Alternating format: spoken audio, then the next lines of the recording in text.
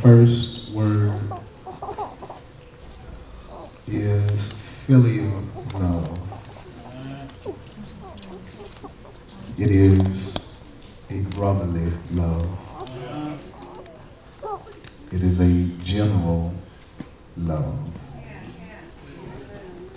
It's the kind of love that you give to everybody, even people you don't know. It's the kind of love that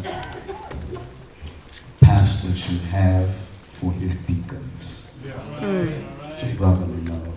It's the kind of love that friends share with one another.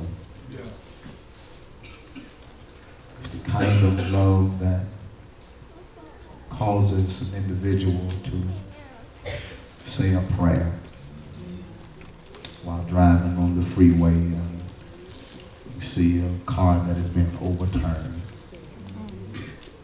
You don't know the people in that automobile, but you love them enough to pray for them.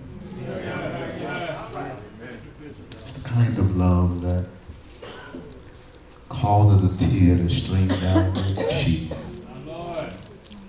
when it is that you're watching television and you see children in third world countries who are starving day in and day out, cannot seem to get along from day to day, and you don't even know them, but a tear just comes down your face.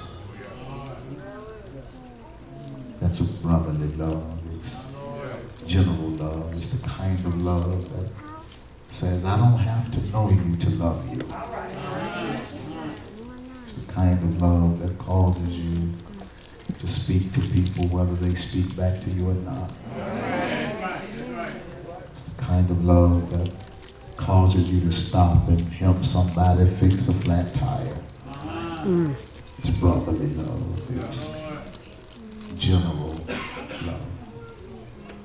But then, ladies and gentlemen, there is another kind of love that is eros love. It is a more intimate love. It is love that is specific. It is love that is not general, but it is a love that goes for a particular person, for a particular individual. And I know this is going to hurt somebody's spirit when I say this, but nothing has the same value. Nothing has the same value. Nothing has the same value. And I know you thought that you were supposed to treat everybody the same, but I disagree. I disagree. I disagree. I disagree that everybody doesn't get the same treatment, because if you believe that, all you have to do as a wife is just get up tomorrow and cook breakfast for the man across the street.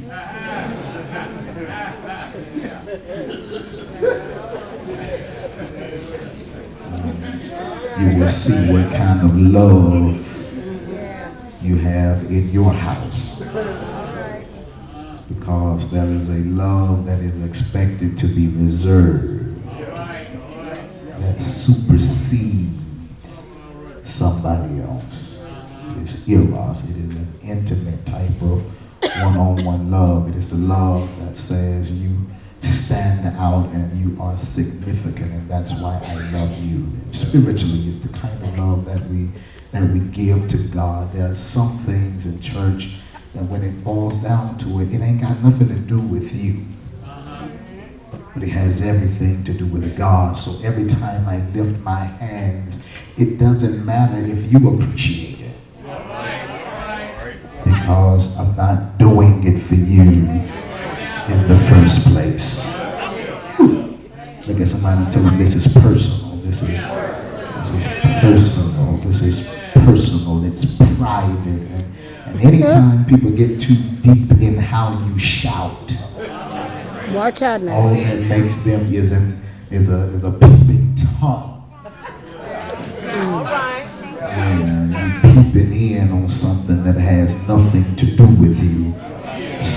you can tell me every move I've made during church,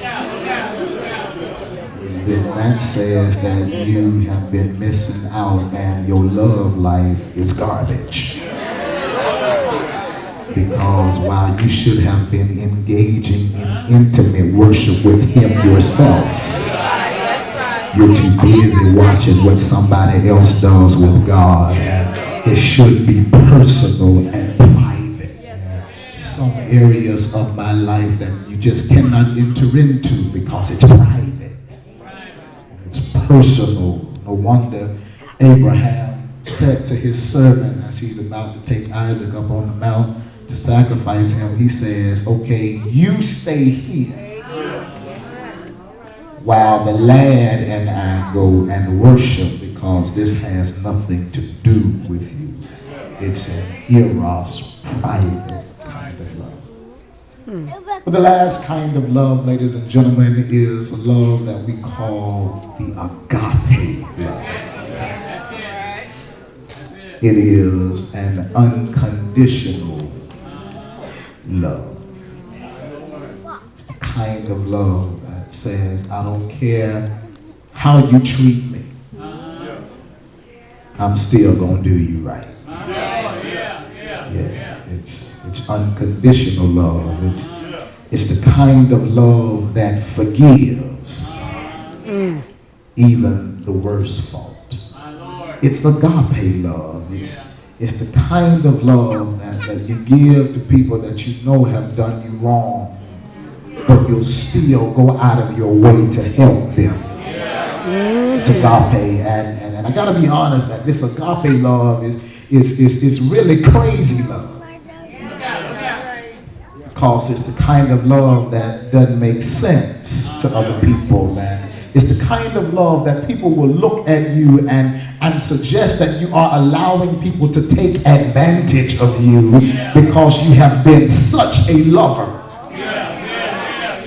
It's that expression that the elder son gave to his father when the younger prodigal son came back home. He had an issue with how much father loved this young boy because he went and wasted his substance in riotous living and did all kinds of crazy stuff. And he had an issue with the father because he felt like he loved him too much.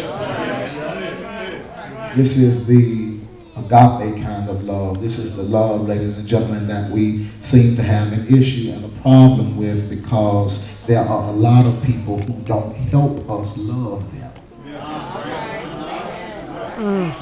It would be easy to love if you helped me to do it.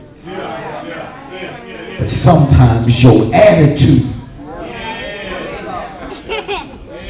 cuts my love in half. All right. Sometimes the way you act, sometimes the way you talk to me, it cuts my love in half. But when you really have an agape kind of love, it's the kind of love that says that I'm not moved by what you do, but I am moved by what he's already done for me. And in order to have this kind of love for somebody, you got to first of all be in love with Jesus. All right. You see, because anybody that is not in love with Jesus will not be able to adequately show love back to you. And so the love that I have for you has very little to do with who you are. But it has more to do with how I feel about God that causes an individual to love the unlovely. That's the reason why it's some people that you haven't hurt yet. Because of how you feel about God. Okay. And they don't understand it, but they ought to be thanking God that you love God. Because if you didn't love God, you would have done some stuff to them. You better So in say it. actuality, what really happened is God saved them. I ain't got nobody in here. Look at somebody and tell them, God saved some people. God saved some people.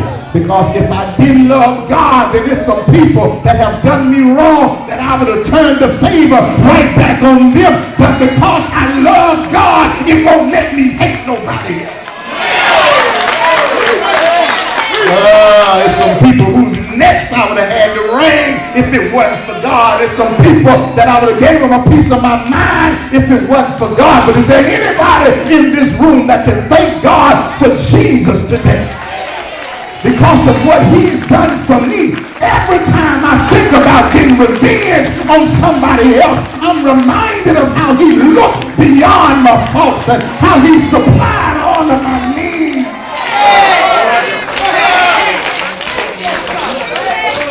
Look at somebody and tell them, I don't love you because of you. No, because if my love was predicated upon how you treat me, then my love would be up today and down tomorrow. If my love was predicated upon how faithful you are to me, then my love will be up today and down tomorrow. But because my love is predicated upon him, I can't do you wrong even if I wanted to. It's unconditional. It's the kind of love that causes a person to be faithful to misery. Kind of love that causes a person to hang in there in an unhang in there type situation. Kind of love that causes you to smile at people you know have frowned upon you. It's the kind of love that causes you to give chances to people you know ain't gonna do right by you. It's the kind of love that causes you to lend to people that you know ain't gonna pay you back. So instead of saying you can borrow this, you tell them you can have this. I'm meeting you at your point of need. It's the kind of love, it's the kind of love that gives something to a person the most when you know they deserve it the least. Look at somebody and tell them, I'm looking for greater love. If you miss the love, ladies and gentlemen, you miss the whole purpose for why you are still alive. If you miss the love, you miss the purpose for why God allows you to sing in the choir. If we miss the love, Reverend, we miss the whole purpose for why God let us preach.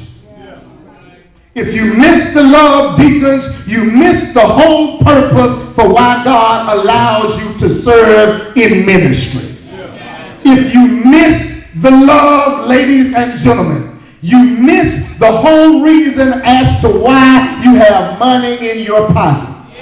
If you miss the love, you miss the whole purpose as to why you have a reasonable portion of your health and strength. And a lot of people at your cousin them church got it twisted. Because they honestly believe that they are where they are because of something they did. And so now you bragging on your awards and your accolades and your cars and your degrees and your house, when the only thing that got you what you have is his love. Oh God, oh God, oh God. And I'm looking at some people in here, and when I look at you, it looks like you're really loved. Oh, I just wish you would high five your neighbor real lightly and tell him, I am loved. I ain't gonna lie to you, I am loved. I didn't get all this by being hated on. I made it this far because I got somebody that loves me. I got a Jesus that loves me. That's the reason I don't have to beg nobody else to love me. That's the reason I'm not so adamant as to whether or not somebody else loves me, because I know he loves me so much. He loves me so much that even if you decide you never want to see me again, I'm cool with that. You see, people that don't have love in their life, they cry every time somebody walk out the door. But when you know you got a great love, when you know what real love feels like, you will help Negroes pack up their stuff when they say they're getting ready to leave, because you know I ain't missing no love, even if I'm missing you. I wish I had somebody in here. Where are all the love people in the house? I ain't got to have nothing as long as I know that I'm being loved by somebody. As long as I know there's a God who's got my back, I can make it through that. I guess you can't get excited if you ain't got no love in your life. But when you got some love in your life, you no longer beg other people to open up doors that have been slammed in your face. Rather, what you do is you go and find another door. Because every time one door shuts, another one opens. Somebody here ought to be a witness. God will open up another door. Amen. Yes, he I'm a will. living witness. Not only will he open up another door, but he'll open up the window. Yeah, that was sound ground and you missed it right there. You see, I got more windows in my house than I got doors. And see, when all you have is door, you may have a front door, a back door, and a side door, but you got windows in your bedroom, you got windows in your living room, you got windows in your kitchen. God got multiple ways to get his love to me rather than just by a door. Look at somebody tell them, I got windows in my life. Yeah, I got windows in my life, so I ain't worried about what you don't do for me. I ain't worried about if you don't take care of me. I don't need you to take care of me. I've got a God that supplies. Oh, somebody been reading the Bible besides me. He supplies all my needs according not to this riches, but according to his riches.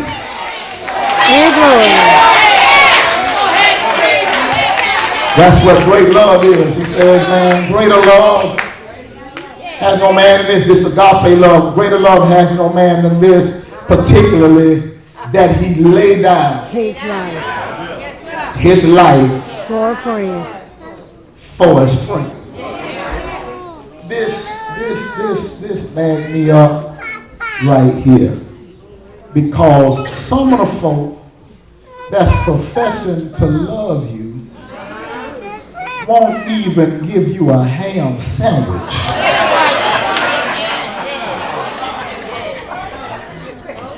Okay. And a lot of folk who have said they have loved you have never given you anything. Amen. Preach white. Preach white. A lot of folk who like you, they hadn't helped you 1 hour. Preach white. A lot of folk who are professing that they love you, I dare you to make one mistake with them. All it takes is one time. I dare you. I dare you. I dare you to be wrong one time. And you will see how many people will stick with you or turn their back on you. Just be wrong one time. It doesn't matter all the good you've done. Just be wrong one time. Make one mistake. Say the wrong thing one time. Do something that they don't approve of one time. And you will see how deeply some people who say they love you really love you. I dare you to do it. I dare you. Tell them no one time. Tell them I can't help you one time. And you will see that they've got some names for you that they have stored up in the back of their mind, waiting for the day that you disappoint them so that they can let you know how useless you are to them.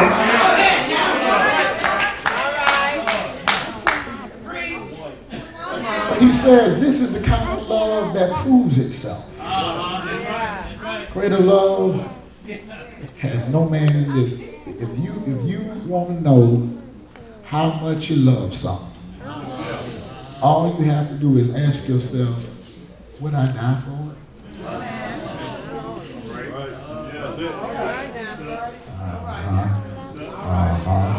what would I give to it? What would I give for it? What would I give for it? If you want to know how much you love your job, all you got to ask yourself is, would I do this for free?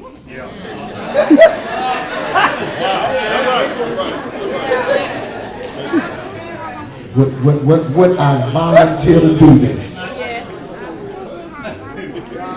What do you give to? What do you give for? What do you give up for? If you want to know what you love, look at your bank statements. Look at your bank statement. I dare you. If all you see is McDonald's, Taco Bell, Burger King, you love to eat.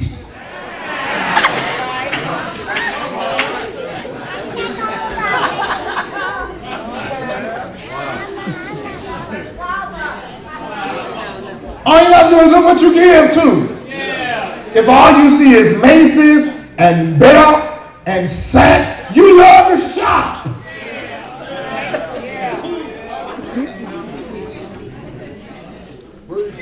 Where do your resources go? He says the ultimate in love is this: that a man would lay down his life for his friend. Now, this is the part that I'm getting ready to turn the corner on and take my seat, because this, I might shout too hard. I might not get, you might have to open the doors of the church, because I feel a shout coming on. I feel one in my spirit, man. I feel one in my spirit. I feel one. Man, feel this in my spirit. He says that he laid down his life for his friends. So we're talking about Jesus giving up his life for people he called friends. Oh man. Can I tell you why that's so deep? It's because a lot of folk he was dying for, they didn't call him friend.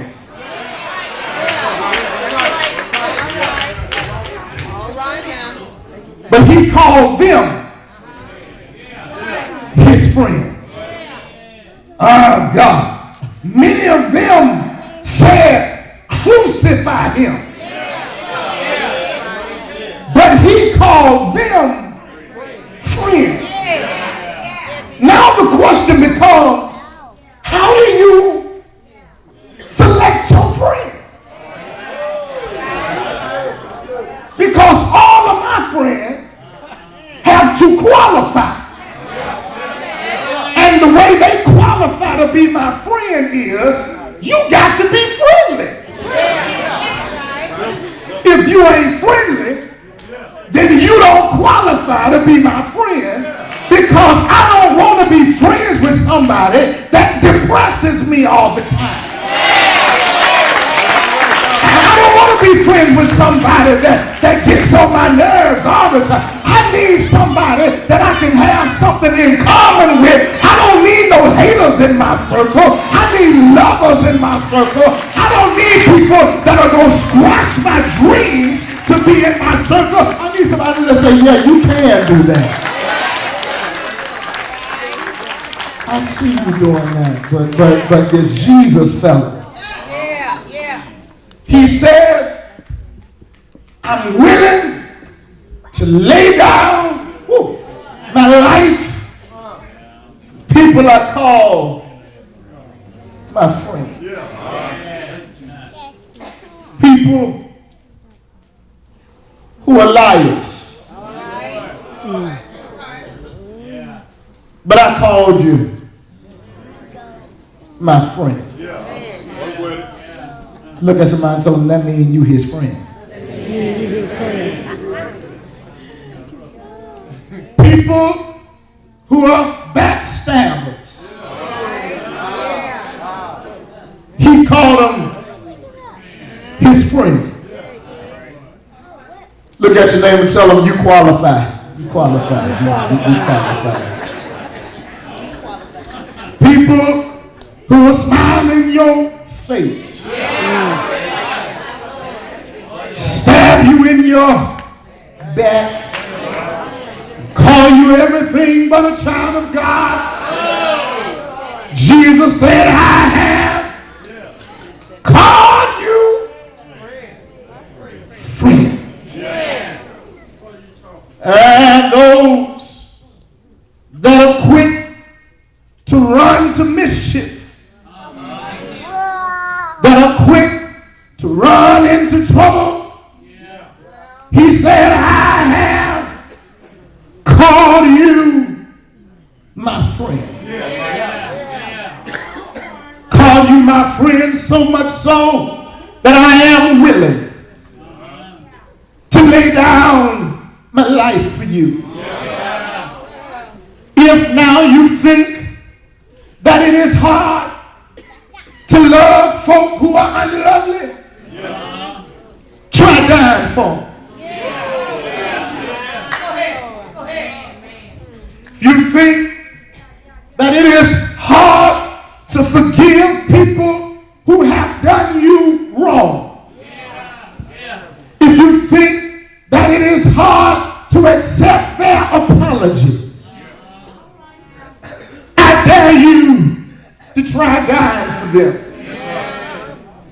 If you think that it is hard to shake hands with somebody you know can't stand your guts, try dying for them. If you think that it's hard to go to church with the person who broke your heart, try dying on a cross for them. If you think that it is hard to just speak to somebody because it's something about them that you just don't like, I dare you, try dying for them. If you think the man that molested you, it's hard for you to let him go in forgiveness, I dare you, try dying for him. If you think that it's hard to face a frowning world and smile at Satan's rage, I dare you to try dying for some of them folks. People that have been on your job who try to tear you down for year in and year out, trying their best to get you fired, trying their best to put you on blast. If you think it's hard to work with them, I dare you to try dying for them. But that's why I thank God for Jesus. Because to him, it really and truly does not matter what you've done. Really does not matter the wrong mistakes you've made. He loves you so much that he would still call you friend. Oh, come on, maestro, you might as well get ready to play my song. I'm reminded about the story of a man who one day met a little boy in the woods. The man saw the little boy down in the woods, and the little boy had a cage filled with wild birds. The man asked the little boy, saying, what are you going to do with the little birds in the cage? The boy said, well, mister, I'm just going to take the birds. I'm going to play with them, and I'm going to tease them. And then I'm going to take them in the woods and kill every one of them. But the man's heart was touched with love and compassion for the birds. He said, well, don't kill the birds. just give them over to me. The boy said, well, if you want these birds, the price is going to be high. It's going to cost you $1 for every bird in the cage. But do you know what that man did? He reached in his pocket and he pulled out $1 for every bird in the cage. And he took the birds to the outskirts of town and he opened up the door to let the birds fly out. But the birds had been in the cage for so long that the door was wide open and they still wouldn't come out. So he reached his hand in the cage and sent every bird one by one flying in the air. Now picture with me 2,000 years ago where Satan met Jesus down in the world. And Jesus said, well, what do you have in your hands? Satan said, well, I got a world full of sinners. Well, what you gonna do with the sinners? He said, I'm gonna take them, I'm gonna play with them, and I'm gonna tease them, and I'm gonna put them in the world and kill every one of them. But shake your neighbor's hand and say, neighbor, thank God Jesus' heart was touched with love and compassion for those sinners. I heard him say, don't kill them, but just give them over to me. Satan said, well, you really don't want these sinners. You got liars in the sinners. You got backbiters in the sinners. Will smile in your face and stab you in your back. But Jesus said, I didn't ask you about their condition. Just give them over to me. You know what Satan said? If you want them, the price is high. It'll take your sweat. It'll take your tears. It'll take your blood. Now grab that neighbor by the hand and say, neighbor, I'm so glad that Jesus paid the price.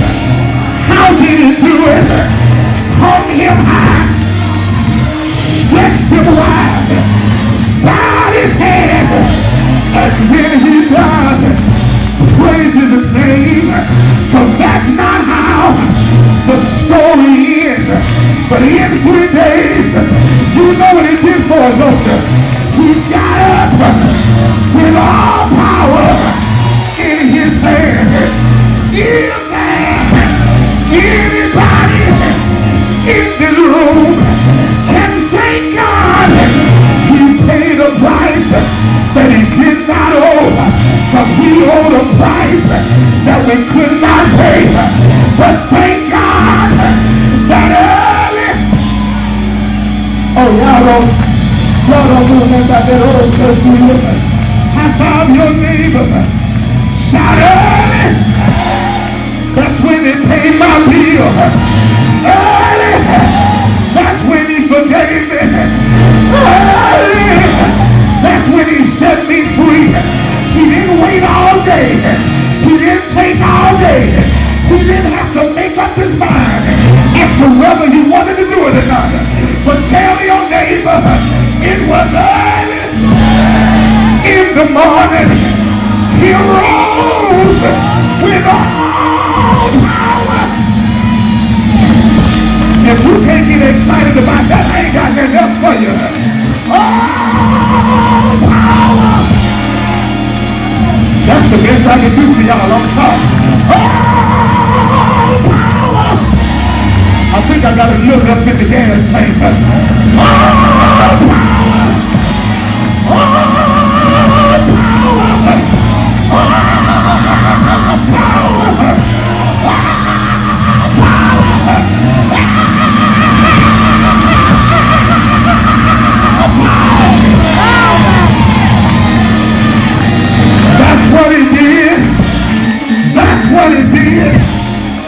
what he did for you.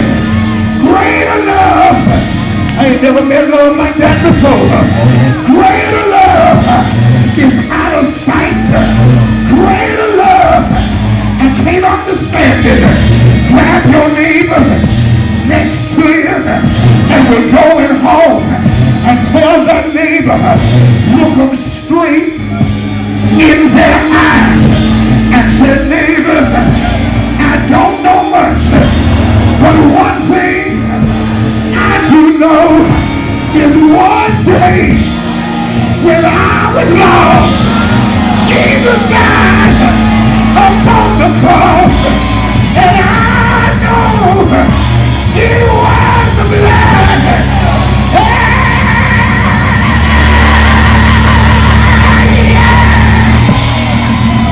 Hallelujah.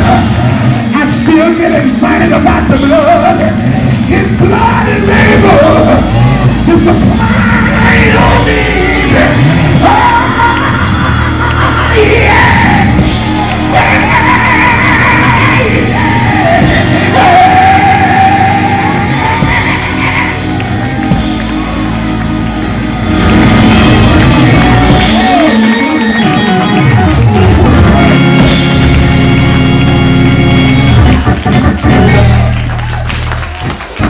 That's a great love. That's a great love. That's a great love. That's a great love. Tell your neighbor, that's great love. I ain't talking about good love. I ain't talking about decent love. I'm talking about great love.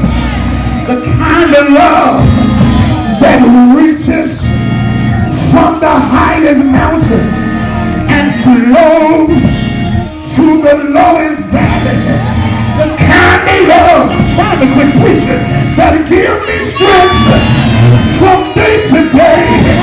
It will never lose its power.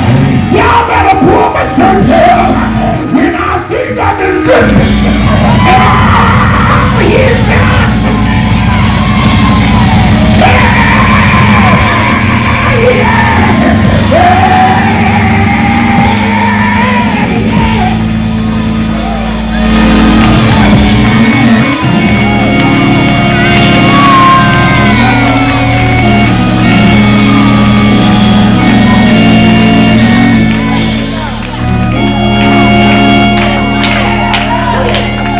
I love him today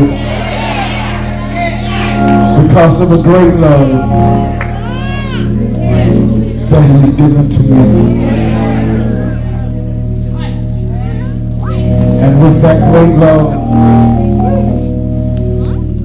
that he's given to you and he's given to me, who wouldn't want to love him back? Who wouldn't want to give him a response today? That's all he wants from you. To love you until your heart loves him back. He says, I've called you friend. Even when you didn't call me friend, I called you friend. And I let my heart take its chances just to be loved by you. With that, the doors of the church are open.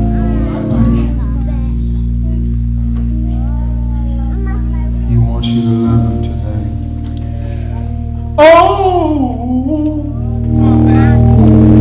how I love Jesus.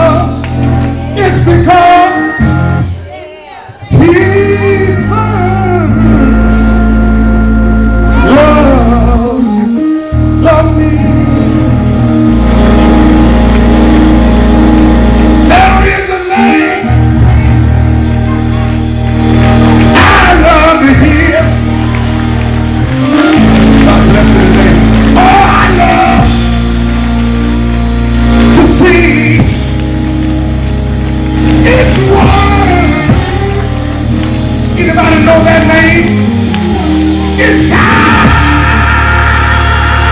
like music. Music in my ears. It's the sweetest, sweetest thing, sweetest thing on earth. Oh, can I get some help in here? How do I like you?